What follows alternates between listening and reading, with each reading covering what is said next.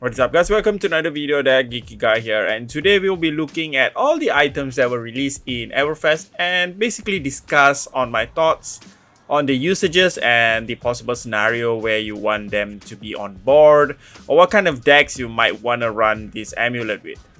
So we'll begin by going through the amulets, then we can go into the potions and stuff, and then we have some talisman to even go through in the final one. So we have three types basically. We have amulets, we have potions, and finally we have talismans. So let's start by going through the Amulet of Assertiveness. I hope that I'm pronouncing this right. So basically it's an attack reaction. So remember, for item you have to play it first. It's an action. So the act of actually putting in an item is an action. So most of these amulets have go again, so that's pretty useful. You want to have it on board as soon as possible, so that you can use its whatever the functionality of the amulet. For example, the first one would be Amulet of Assertiveness. So it's a attack reaction. You can destroy this, and when this hits, you get to banish the top card. If it's an attack action card, you may play it.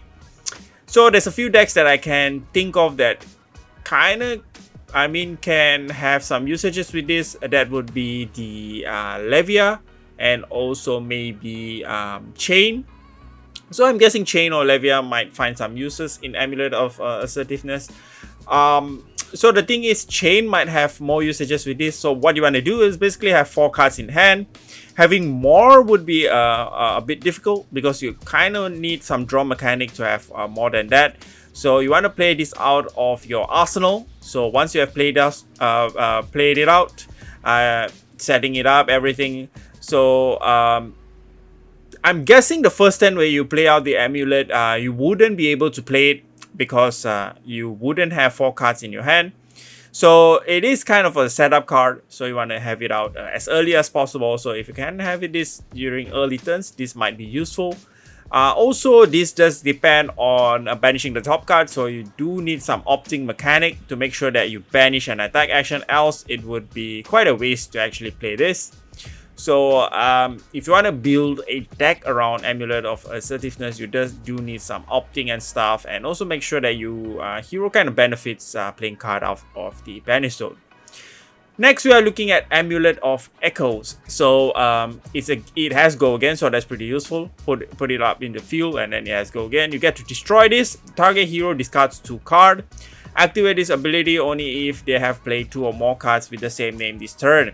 So if you want to play this, you might want to sideboard it out and play it against classes such as Katsu. So with the release of Everfest, Katsu has access to, or any ninja class has access to, the 100 wins. So it is possible that they play 2 or more cards with the same name, basically 100 wins, and then you just basically destroy this amulet, and then you're forcing them to discard 2 cards. Now I'm not sure if they are the heroes that you want to play this against. Maybe Bounding Demigod when you're going against Chain, those type of cards are usually really cheap action or attack action cards, so that you force them to discard. But it is quite niche, and it has quite a limited usage. Next, we are looking at Amulet of Haven Call. So it is a defense reaction. It has go again, so once you have put it in the field, you can use it if you want. So you can destroy this and then search your deck for a rally the rear guard. So this is a bit weird, because you're basically using this card to set up a rally the rear guard. So it has very, very limited usages. Maybe you can use it against Prism, but the final condition in the card, I guess, really kills off this card, because you can only activate the ability if you have no cards in hand. So that really limits the usage of this amulet. This might be one of the worst amulets, I think, in the set. But that's just my thought. Now let's go to the next one, which is the Amulet of Ignition. So you get to go again, and then you can destroy this in order to get a discount on some of abilities you control.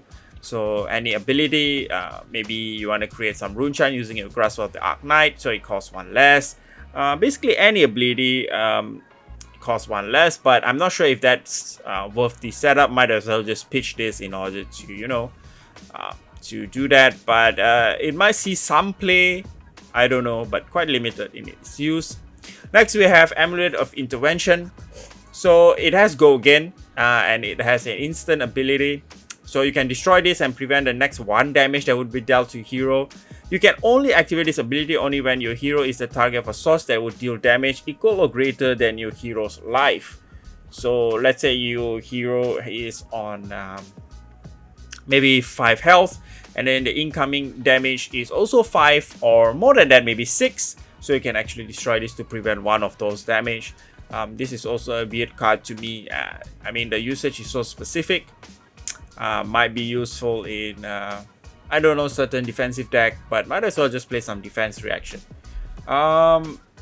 Yep. So it does require some setup. So that's yeah, another limited usage. Next, we are looking at the Amulet of Ablation. It has Go Again, another instant ability. You can destroy this card, and until end of turn, target attack action gains basically a Drone of Brutality kind of effect. But you can only activate this if another card has entered graveyard. So you can choose to close your combat chain. You have to attack with something, or kind of play a non-attack action, close the combat chain, make sure some card has entered the graveyard before you get to actually activate this. Only 1 attack action actually gains this effect. So again, kind of a limited usage. If you value certain attack action card, you might want to put this to actually recycle those. Maybe you want to get your CNC back, maybe your E-Strikes back. Other than that, I don't see really much of a use. And next, we are looking at the Clarity Potion. So this might see some play in some Wizard decks, because you get to destroy it and you get to opt 2. Also, it pitches for blue, which is quite useful for Wizards. Though you must remember that it doesn't have Go Again, so once you put it in the field, that's it. That's your action point, and you have to pass your turn. Unless you have some kind of way to actually play this card out as an instant. So Icelander has the ability to actually play blue cards out. I'm not sure if she's limited to Wizard cards or so. Maybe just limited to Wizard card, or is it a any blue pitch? Because I remember her ability has to do something with blue pitches.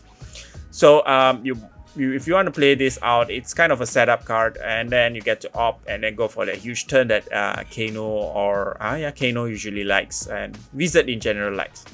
Next, we are looking at a Healing Potion. So this is kind of a underwhelming card, because it has a action that destroys this and then gain 2 life, which is one thing for sure, that this card you need to put it in the field first. So that's the first thing. The second one would be the act of actually destroying this Healing Potion is an action, so you can't basically heal yourself during opponent's turn if they are presenting lethal. So I would suggest just playing Sigil of Solace if you wanna gain life. Next, we are looking at the Potion of Deja Wu. You get to destroy this. You can put all cards from the pitch zone on top of your deck in an order. So you can basically play this in a Wizard deck and get some kind of a nice effect. Plus, it's an instant, so you can rearrange whatever cards you pitch in order to do some setting up for Kano, basically. Next, we are looking at the Potion of Ironhide. So you get to destroy this and then attack action cards you own, gain +1 this turn. This might be played in some very defensive deck, maybe in Guardian, in Olheim deck. Basically, all attack action cards, once you have this potion in play, basically Potion of Ironhide, you can destroy it. All attack action card for Olheim maybe becomes 4, which is a defense reaction, and that will be a bit annoying for your opponent to get through. Next, we are looking at the Potion of Luck. So it's an instant card. You can destroy Potion of Luck, so shuffle your hand and arsenal into your deck, then draw that many cards.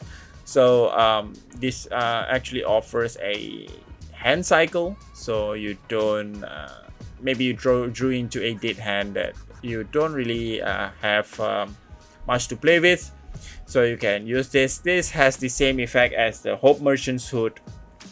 So depending on your deck, if it relies on some sequencing of attack and non-attack action, you can actually play this. Might even work in some ninja decks if you want to basically give your hand another chance of getting those combo cards out. Maybe in some Briar deck where you're stuck with all non-attack action, you have nothing to play. So this might be useful, but I don't see any of those decks wanna waste their slots for these kinds of potion and stuff. Next, we are looking at the Potion of Seeing. So you get to destroy this and then look at the target's hand. So basically a kind of a way to know what your opponents are up to. But you do have to put it in fuel, so that's another thing. It doesn't have go again. Next, we are going through some of the talismans. So we are looking at Talisman of Balance. So you have go again, so you can play this in the field and have go again. If you have less cards in arsenal than an opposing hero, you get to destroy this and put the top card of your deck into empty arsenal you control. So this might be useful against any decks that utilizes New Horizon. So usually they have 2 cards in their arsenal, so you can basically utilize that. And other than that, I don't see much of a usage. If you already have a card in arsenal, this card is just a waste of slot. And then we are looking at the Talisman of Cremation. So you can it has go again, so you can play it out, and then you get to go again. Whenever you play a card from your banish zone, you get to destroy this talisman, and then you get to name a card. And then you get to banish all cards with the chosen name from each opposing hero's graveyard. So this even works in the ultimate pit fight, because you notice that it says each opposing hero.